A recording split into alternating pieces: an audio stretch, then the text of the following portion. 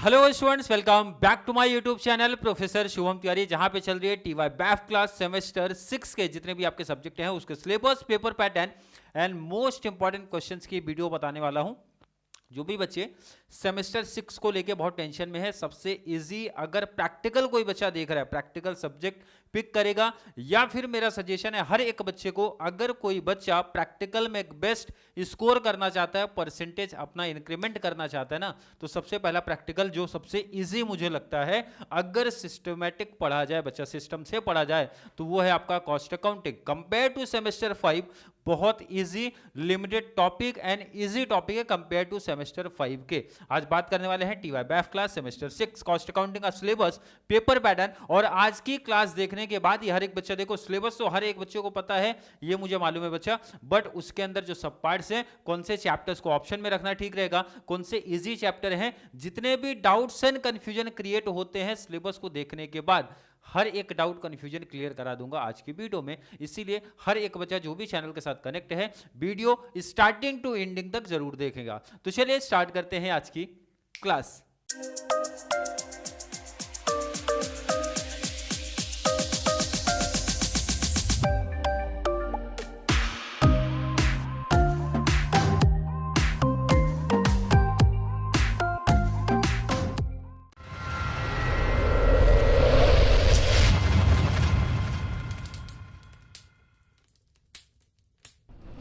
देखो सिलेबस तो हर एक बच्चे को मालूम रहेगा सर, 4 चैप्टर्स दिए गए हैं, 4 चैप्टर्स दिए गए हैं। सबसे पहला सबसे सिंपल सा मैं आंसर दे दूं बच्चा, एक कोई भी चैप्टर आप ऑप्शन में रख सकते हो। मैं फिर से सुन लो लाइन, क्या बोल रहा हूं बच्चा, कोई भी एक चैप्टर आप ऑप्शन में रख सकते हो, पहले क्लियर करा दिया।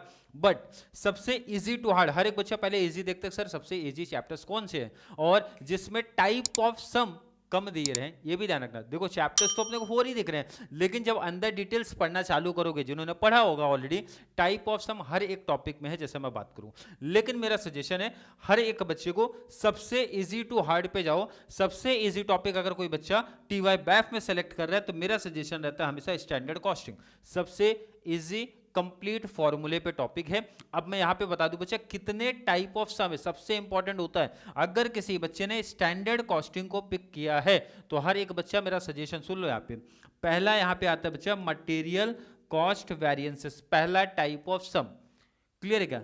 Second number 2 labour cost variance, second type है बच्चा। नेक्स्ट हमारा overheads cost variance, third type है। नेक्स्ट हमारा सेल्स वेरिएंस, लास्ट टॉपिक है हमारा। 4 टाइप ऑफ सम है। अब यहां पे सिंपल सा समझो, अगर कोई बच्चा सपोज चैप्टर 4 पिक किया है, तो चारों टाइप पढ़ना जरूरी है बच्चा। कितना? चारों टाइप पढ़ना जरूरी है, क्योंकि 2 प्रैक्टिकल टॉपिक बनते हैं। सिंपल सा सुन लो बच्चा, 4 में से ना 2 क्वेश्चन बनेगा, 4 में से 2 टाइप ऑफ क्वेश्चन आपके पेपर में आता है, क्लियर है क्या। अब यहां पे पूछ सकता है कोई बच्चा, हो सकता है सर इंपॉर्टेंट क्वेश्चन कौन सा है, कौन सा टाइप इंपॉर्टेंट है बच्चा, वो पेपर एनालिसिस करने के बाद इजीली मैं बता दूंगा, या फिर आप खुद से डिसाइड कर सकते हो। बट मेरा सजेशन सिंपल सा है, ये एक ऐसा टॉपिक है जहां पे अगर आपने मटेरियल कॉस्ट वेरिएंसेस किया है, तो लेबर में एक वर्ड होता है बच्चा, वही चेंज करना है, बाकी फॉर्मूला कॉपी पेस्ट हो जाते हैं, बाकी के कॉन्सेप्ट कॉपी पेस्ट होते हैं। अगर आपने लेबर किया है, सिर्फ आपका जो ओवरहेड का कॉन्सेप्ट है थोड़ा सा डिफरेंट चलता है, बाकी मेरा सजेशन है मटेरियल क्या तो लेबर हो जाएगा, और ये दोनों बेस्ट है तो सेल्स वेरिएंसेस का जो कॉन्सेप्ट है वो भी आपका इजीली क्लियर हो जाएगा। ये प्लस पॉइंट है, पूरा कंप्लीट रिलेट है, ये थोड़ा सा डिफरेंट कॉन्सेप्ट है, इसलिए मेरा सजेशन है हर एक बच्चा मटेरियल कॉस्ट एंड सेल्स को पहले प्रेफर करेगा, क्योंकि एक दूसरे से रिलेटेड है और वो टॉपिक्स इजीली पिक हो जाएंगे। और जिसका पहला टॉपिक पिक हो गया बोले तो स्टैंडर्ड कॉस्टिंग, लास्ट ईयर की भी बहुत सारी क्लासेस ऑलरेडी मैंने चैनल पे अपलोड किया है, वहां से भी फॉलो कर सकते हो। या फिर कोई टॉपिक्स अगर आपको ज्यादा टफ लग रहा है, तो नीचे कमेंट में ऐड कर दोगे, जिसका कमेंट, जिस चैप्टर का कमेंट ज्यादा आया रहेगा, तो भाई वो टॉपिक्स, वो प्रैक्टिकल मैं स्टार्ट कर दूंगा, क्लियर है कि नहीं। टाइम का प्रॉब्लम है, बट ट्राई करूंगा बच्चा कि एटलीस्ट PYQ आपके सॉल्व करा के दे दूं, कॉन्सेप्ट आपका क्लियर करा के दे दूं। उसके बाद अगर कोई बच्चा इजी टॉपिक्स ढूंढ रहा है, इजी टॉपिक्स अगर कोई बच्चा ढूंढ रहा है, तो मेरा सजेशन है, देखो 1 भी इजी है, टू भी इजी है। अगर टू जिनका मैथ्स अच्छा था या फिर जिन्होंने मैथ्स लिया था तो मार्जिनल कॉस्टिंग कंप्लीट उनको परफेक्ट तरीके से फिट हो जाएगा, क्योंकि पूरा टॉपिक मैथ्स के तरीके से है, बोले तो पूरा फॉर्मूले पे है। और कौन सा फॉर्मूला बच्चा? पूरा मैथ्स का कॉन्सेप्ट। मैथ्स भी नहीं बोल सकते पूरा, लेकिन हाँ एक मैथ्स अगर जिसका फेवरेट सब्जेक्ट है ना, तो ये जो मार्जिनल कॉस्टिंग आपका टॉपिक दिखता है, मार्जिनल कॉस्टिंग जो टॉपिक दिखता है इजिली क्लियर हो जाएगा। कंप्लीट फॉर्मूले पे ये टॉपिक है, कंप्लीट फॉर्मूले पे ये टॉपिक है, सुन लो समझ लो। क्लियर है क्या? आई थिंक क्लियर है हर एक बच्चे को। जो बच्चा देखो आपके सिलेबस में वैसे डिफरेंट टाइप ऑफ सम तो डिवाइड नहीं किए गए हैं, बट जब आप मेरे साथ ये टॉपिक पढ़ते हो या फिर मैं ऑफलाइन बैच में बच्चा ये टॉपिक पढ़ाता हूं, तो 3 टाइप ऑफ सम को डिवाइड करता हूं। 3 टाइप ऑफ सम में डिवाइड करता हूं। कितने टाइप? 3 टाइप ऑफ सम में, 1 2 एंड 3। क्लियर है क्या भाई? 1 2 एंड 3 3 टाइप ऑफ सम में ऐसा टॉपिक्स डिवाइड करता हूं। क्लियर है क्या? जब आप प्रैक्टिकल स्टार्ट करूंगा तब आपको परफेक्ट समझा पाऊंगा बच्चा टाइप 1 क्या है, टाइप 2 क्या है, टाइप 3 क्या है। 3 टाइप ऑफ सम होते हैं, ये चीज ध्यान रखना। नेक्स्ट इंपॉर्टेंट बजटरी कंट्रोल का कॉन्सेप्ट है। बजटरी कंट्रोल का कॉन्सेप्ट है, ध्यान रखो यहाँ पे। इसमें कितने टाइप ऑफ सम है पहले उसकी बात करते हैं। पहला है बच्चा flexible budget, most important, most most most IMP question आप टिक कर लो। बजटरी कंट्रोल का फ्लेक्सिबल बजट हर एक पेपर में ऑलमोस्ट आया ही आया है, ये चीज ध्यान रखना। इजी है, सबसे सिंपल टॉपिक मैं बता दूं, फ्लेक्सिबल बजट सबसे सिंपल भी है, इसलिए मेरा सजेशन है फ्लेक्सिबल बजट बजटरी कंट्रोल में हर एक बच्चे को करना चाहिए। नेक्स्ट बच्चा टॉपिक आता है कैश बजट। इंपॉर्टेंट है लेकिन प्रॉब्लम है यहाँ पे, बहुत सारे बच्चे कॉन्सेप्ट समझ नहीं पाते हैं। नीचे का जो डिटेल एडिशनल इंफॉर्मेशन होता है वहां प्रॉब्लम आती है, इसलिए पहला मेरा सजेशन है हर एक बच्चे को फ्लेक्सिबल बजट करना है। कैश को साइड में रख दो। कैश से इजी टॉपिक हमारे पास सेल्स बजट है, आप इसकी प्रैक्टिस कर सकते हो। कैश बजट की प्रैक्टिस कर सकते हो, प्रोडक्शन बजट की प्रैक्टिस कर सकते हो। जो इजी एंड इंपॉर्टेंट है मैं वो बता रहा हूं, प्रोडक्शन बजट की प्रैक्टिस कर सकते हो। क्लियर है कि नहीं? इन शॉर्ट इंपॉर्टेंट की ही सब बात कर रहा हूं यहाँ पे।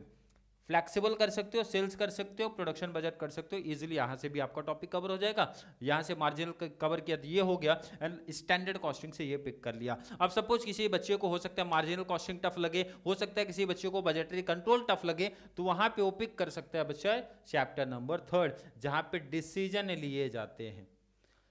अरे क्लियर है क्या भाई? क्या बोल रहा हूँ? सिंपल सा मैंने बोला 4 चैप्टर है बच्चा, एक कोई भी ऑप्शन में रख दो। मेरा सजेशन रहता है भाई मैं 3rd को पिक करता हूँ, और मैंने टीवाई में 3rd चैप्टर को ही ऑप्शन में किया था। उसके कुछ I think 5 to 6 type of some है, जहां पे मैंने मोस्ट इंपॉर्टेंट 2 टाइप किया था जो मोस्टली रिपीट हुए थे। 2 टाइप फिर भी प्रैक्टिस करके गया था, क्योंकि मोस्ट इंपॉर्टेंट की कैटेगरी में वो दोनों टाइप आते हैं। क्लियर नहीं? अदरवाइज 3 टॉपिक मैंने परफेक्ट कर लिया था, और यहाँ पे आपके यूनिवर्सिटी का जो पेपर हुआ था भाई 45 आउट ऑफ 45 मेरा प्रैक्टिकल में कवर हो गया था। तो इसीलिए मैं वही सेम पैटर्न फॉलो करने को बोलता हूँ हर एक टीवाई बाय वाले बच्चे को, कि अगर 3 टॉपिक परफेक्ट किया, और इसका जो इंपॉर्टेंट वाला है बच्चा, इंपॉर्टेंट वाला ऑलरेडी इंपॉर्टेंट क्वेश्चन की लेके आऊंगा, जहाँ पे हर एक डिटेल्स बताऊंगा किसमें कितना टाइप ऑफ सम है, किसको आप ज्यादा इंपॉर्टेंट दोगे, किसको नहीं। बट मेरा सिंपल सा कॉन्सेप्ट था, स्टैंडर्ड कॉस्टिंग मैंने पूरा कर लिया था। जो पैटर्न है बच्चा, वहां मैंने अपने टाइम पे भी material, labour and sales variances को ही पिक किया था। इन्हीं 3 की प्रैक्टिस मेरी ज्यादा हुई थी। जब मैं बजटरी कंट्रोल में शिफ्ट हुआ तो कैश बजट को मैंने टच ही नहीं किया था, फ्लेक्सिबल किया, बट रिमेनिंग जितने भी टाइप ऑफ बजट है वो सबको प्रैक्टिस किया था, जिसमें फ्लेक्सिबल को नंबर 1 पे रखा था। जितने टाइप फ्लेक्सिबल बजट में थे, जितने एग्जांपल्स थे, सबकी प्रैक्टिस कर लिया था। सेल्स किया, प्रोडक्शन किया, और यहाँ पे मार्जिनल कॉस्ट, मैथ्स तो फेवरेट सब्जेक्ट है, इसलिए मार्जिनल कॉस्टिंग पूरा टाइप ऑफ सम प्रैक्टिस कर लिया था। तो इजिली 15 15 15 45 का प्रैक्टिकल कवर हो गया था। तो यही पैटर्न, यही सजेशन मेरा भी हर एक बच्चे को है कि भाई यही फंडा, यही कॉन्सेप्ट अप्लाई कर लो अपने ऊपर। क्लियर है क्या? आई थिंक क्लियर है। तो पेपर पैटर्न पे शिफ्ट हो जाते हैं। जरा पेपर पैटर्न क्या है? क्वेश्चन नंबर 1 आपको ऑब्जेक्टिव से ध्यान रखना, ऑब्जेक्टिव्स की प्रिपरेशन कर लिया करो बच्चा। ऑब्जेक्टिव्स की प्रिपरेशन कर लेना है, क्योंकि जो मार्क्स अपने के कट होते हैं ना, 2 ही रीजन है। क्योंकि प्रैक्टिकल्स में मैंने बताया 40 आउट ऑफ 45 था, तो 75 का पेपर होता है, 70 मार्क्स अपना सीए में बना था। तो उसका रीजन है मार्क्स किधर कट हुआ, शॉर्ट नोट्स एंड ऑब्जेक्टिव्स में। तो इसीलिए मेरा सजेशन रहता है हर एक बच्चे को अगर बेस्ट स्कोर करना है, ऑब्जेक्टिव्स के लिए कोई इंपॉर्टेंट नहीं बच्चा, जितने भी चैप्टर से प्रैक्टिकल कॉन्सेप्ट होने के बाद, शॉर्ट नोट्स की प्रिपरेशन होने के बाद, आपका सजेशन है हर एक बच्चे को ऑब्जेक्टिव्स की प्रिपरेशन कर लो, ताकि सीए में एटलीस्ट हर एक बच्चा जो भी कनेक्ट होगा। ध्यान रखना, सिंपल सा मेरा सजेशन है, सीए सबसे बेस्ट एंड इजी है कंपेयर टू सेमेस्टर 5 या फिर आपके सेमेस्टर 6 के रिमेनिंग टॉपिक्स, रिमेनिंग सब्जेक्ट से। ये बार बार मेंशन करो, सीए स्कोरिंग है इसलिए पूरा फोकस लगा दो। पढ़ने का क्या पैटर्न है जरा ध्यान से सुन लो। सबसे पहले बच्चा देखो, क्वेश्चन नंबर 2 आपका प्रैक्टिकल क्वेश्चन है, 2 प्रैक्टिकल है, 3 practical, 3 practical, 4 practical and 4 practical, और सीधा 15 मार्क्स का ही टॉपिक आएगा। 8-7 का पैटर्न नहीं बनता, फिर से सुन लो, 8-7 का पैटर्न अभी तक किसी ईयर में बना नहीं है और बनने के चांसेस बहुत रेयर हैं, एक्सेप्शनल केस है बच्चा। 15 का सीधा सीधा टॉपिक बनता है, मैंने बता दिया 3-4 टॉपिक है, 3 प्रैक्टिकल कवर कर लो। प्रैक्टिकल होने के बाद प्रैक्टिकल में हर एक बच्चा जो अच्छे से प्रैक्टिस करेगा, टारगेट रखेगा बच्चा 45 आउट ऑफ 45 आना चाहिए हर एक बच्चे का।